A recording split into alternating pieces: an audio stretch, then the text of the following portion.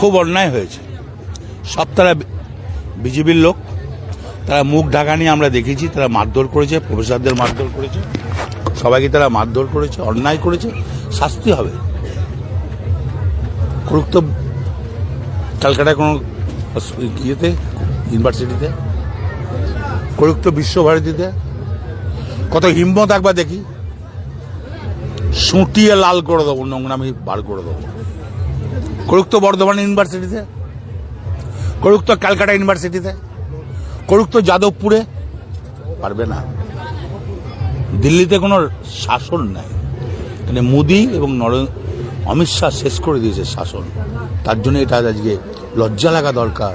প্রফেসরদের গায়ে হাত তুলছে বিজেপির ছেলেরা, খুব দারুণ লজ্জার ব্যাপার।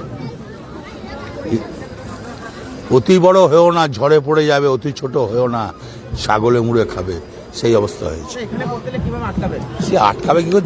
তুমি দেখে নেবে, তুমি তো থাকবে, তুমি দেখে নেবে কিভাবে আটকাচ্ছি।